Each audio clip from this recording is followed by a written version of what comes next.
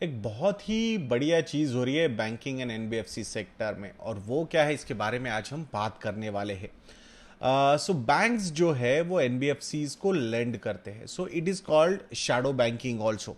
मतलब क्या होता है कि भाई एनबीएफसीज मतलब नॉन बैंकिंग फाइनेंशियल कंपनीज जो बैंक्स की तरह सेविंग्स अकाउंट ओपन नहीं कर सकते, करंट अकाउंट ओपन नहीं कर सकते, जहां से काफ़ी अच्छा फ्री फ्लोट मतलब एक सस्ता फ्लोट बैंक्स के पास आता है, वो चीज़ एनबीएफसी नहीं कर सकते। बट एक चीज़ एनबीएफसी बहुत बढ़िया करते हैं, वो होता है कि नए नए सेक्टर्स ढूंढते रहते हैं एनबीएफसी टू लेंड। और जो एक्चुअल क्रेडिट ग्रोथ होता है ना, वो एनबीएफसी की तरफ से ही होता है, ऐसा मुझे लगता है। मतलब कुछ यूनिक वेज निकाल के लाएंगे वो फॉर लेंडिंग। फिर वो जैसे कि एक एग्जाम्पल के तौर पे हमने बात की, सो गोल्ड लोन्स की अगर हम बात करते हैं, सो गोल्ड लोन जो पॉपुलर किए वो गोल्ड फाइनेंसिंग कंपनीज ने किए, जैसे कि मनापुरम हो या फिर मुथूट हो। या फिर माइक्रो फाइनेंस का जो लेंडिंग है, बहुत सारे जो माइक्रो फाइनेंस इंस्टीट्यूशंस थे, फिर वो स्मॉल फाइनेंस बैंक्स भी बन रहे हैं अभी। सो वो जो एक थॉट प्रोसेस है कि भाई किसी को हम 1,000 रुपए भी लेंड कर सकते हैं, 1,500 कर सकते हैं, 2,000 कर सकते हैं, 500 रुपए भी कर सकते हैं। सो ये थॉट प्रोसेस कभी बैंक के सामने नहीं आता है, bank never think like that. But these NBFCs work on these different models, और वो मॉडल्स को वो सक्सेसफुल करते हैं।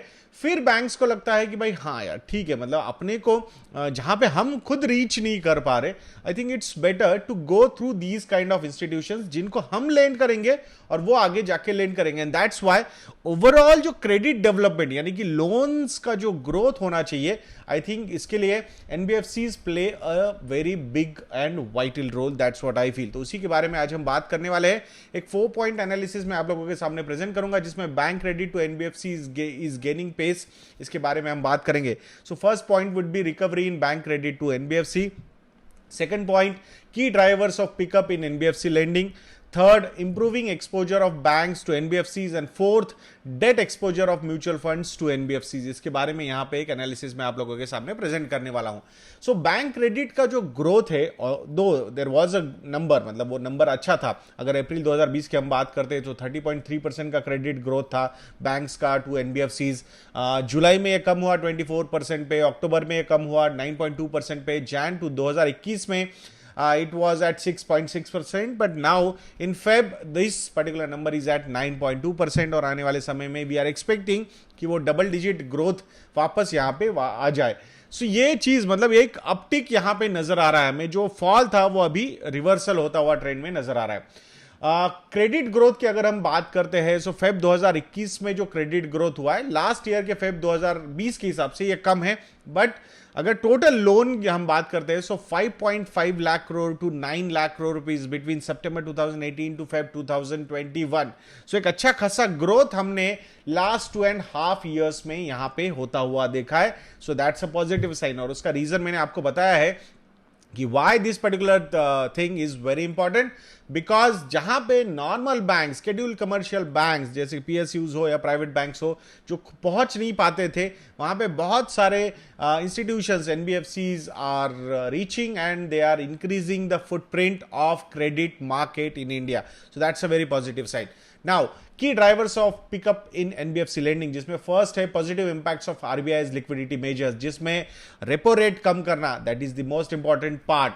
तो वो हुआ है, उसकी वजह से भी अच्छी खासी लिक्विडिटी, पैसा रेज करने की कैपेसिटी बैंक्स की काफी अच्छी हुई है।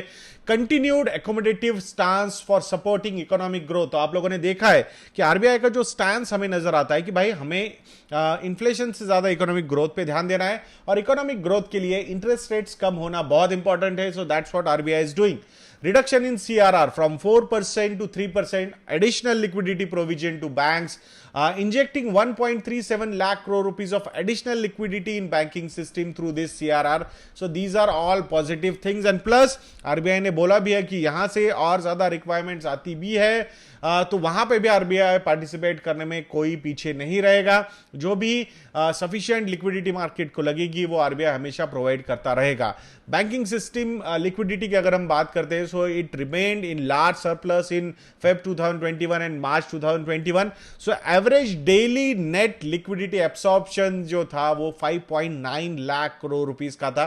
सो इट शोज दैट जो भी लिक्विडिटी की रिक्वायरमेंट थी, I think that has been provided. Corporate bond के अगर अगर इश्यूएंस की हम बात करते हैं, सो यहां पे भी 11.5% का ईयर ऑन ईयर ग्रोथ हुआ है कॉर्पोरेट बॉन्ड इश्यूएंसेस में। 11 मंथ ऑफ FY20 की अगर हम बात करते हैं तो 6.1 लाख करोड़ रुपीस के कॉर्पोरेट बॉन्ड इश्यूएंस हुए हैं लास्ट ईयर, मतलब जो ईयर खत्म हुआ है उसके फर्स्ट 11 मंथ यानी कि फरवरी 2021 तक अगर हम इश्यूएंस हम देखेंगे कॉर्पोरेट बॉन्ड्स के, so that was at 6.8 lakh crore rupees. तो यहां पे जो भी लिक्विडिटी मेजर्स चाहिए, जो भी लिक्विडिटी एब्सॉर्प्शन मैकेनिज्म चाहिए, वो काफी बढ़िया तरीके से वापस आता हुआ हमें नजर आ रहा है।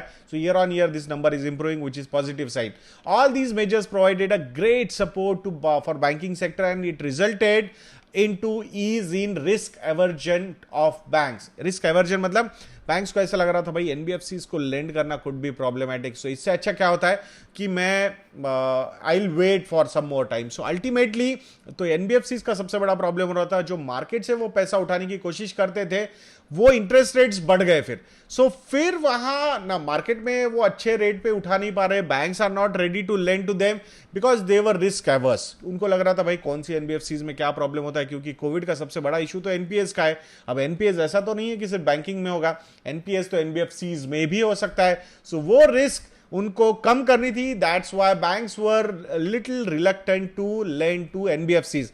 तो वो हमने देखा है, but now I think this particular thought process has changed, improve हो रहा है। So banks have started taking additional exposure to NBFCs. So strong recovery in commercial paper market, certificate of deposits in NBFCs to pre covid level. So वापस वो pre covid level पे सारे numbers जा चुके हैं।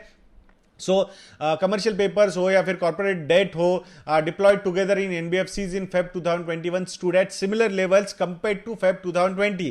तो ये जो कमर्शियल पेपर के इश्यूएंस है या फिर कॉर्पोरेट डेट है, तो ये दोनों नंबर्स फेब 2020 के हिसाब से ऑलमोस्ट इक्विवेलेंट हो चुके, सो दैट इट शोज कि कॉन्फिडेंस वापस आ चुका है। Since banks are the major source of financing needs for NBFCs, अगर आप कोई भी एनबीएफसी की बुक देखते हो तो वहां पे कमर्शियल पेपर्स रेज किए जाते हैं, खुद भी वो डिपॉजिट्स रेज करते हैं और टर्म लोन्स लेते हैं। सो ये नॉर्मली टर्म लोन्स बैंक से लेते हैं, so that's why this particular number is very important to watch at. So the funds raised by NBFCs from primary market decline in Feb 2021 as compare to Jan and March 2020। It means कि भाई banks अगर land नहीं करे तो फिर उनके पास option क्या बचता है, उनके पास ऑप्शन बचता है प्राइमरी मार्केट, वहां पे जाके पैसा उठाना पड़ता है।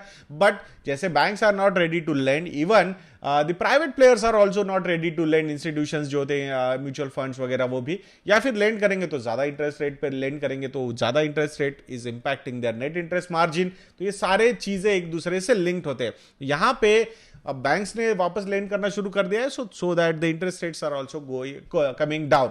And recovery in bank credit to NBFCs post ILNFS crisis. ILNFS crisis कब हुआ था? सितंबर 2018 में हुआ था। So that time the total bank credit to NBFCs was 5.5 lakh crore rupees, and now it has increased by 64% to 9 lakh crore rupees in Feb 2021। अब बात करते हैं म्यूचुअल फंड्स की। डेट म्यूचुअल फंड्स ने काफी ज्यादा रिलक्टेंस यहां पे दिखाया है पोस्ट आईएलएनएफएस क्राइसिस। रीजन, सबसे बड़ा रीजन बिकॉज इन्वेस्टर्स ने कभी एक्सपीरियंस नहीं किया था negative returns in date funds, तो वो निगेटिव रिटर्न्स उन्होंने एक्सपीरियंस कर लिए। देन बहुत सारे लोग पैनिक होने शुरू हो गए बिकॉज उनको लग रहा था एफडी का रिप्लेसमेंट डेट फंड है, तो रिस्क क्या क्या है उसमें समझ भी नहीं आई, और वो रिस्क एक्चुअली प्ले आउट हो गई बाय रिड्यूसिंग द एनएवीज। फिर उन्होंने पैसा निकालना शुरू किया। सो जैन 2021 की भी अगर हम बात करते हैं debt exposure of mutual funds to NBFCs, so 1.78 lakh crore rupees था जैन 2021 में, मतलब यही साल के, और फेब में वो 1.62 लाख करोड़ रुपीस पे नीचे आ गया, मतलब 16,000 करोड़ रुपए विड्रॉ किए गए। So this is also there is one more reason because even NBFCs are also not willing to extend those commercial papers or corporate debt beyond certain limit, क्योंकि उनको ज्यादा इंटरेस्ट रेट वहां पे देना पड़ता था। Banks are now ready to lend, that's why the exposure नीचे आना शुरू हो गया। Also exposure of mutual funds into commercial papers of NBFCs as a percentage of AUM, अगर हम सितंबर 2018 की बात करते हैं आईएलएनएफएस क्राइसिस के पहले, so total date mutual fund का 9.5% एयूएम जो था वो एनबीएफसीज में था, जो अभी 4.3% पे आया फेब में, और मार्च में तो ये 4% पे नीचे आ चुका है।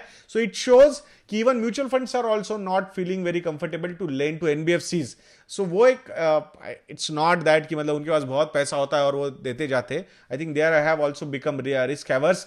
प्लस एक अच्छा खासा आउटफ्लो भी फंड से देखा हुआ है हमने। फ्रैंकलिन का जो इशू हुआ है उसके वजह से बहुत ज्यादा कॉन्फिडेंस डेंट हो चुका है म्यूचुअल फंड इंडस्ट्री का, specifically debt mutual fund investors का।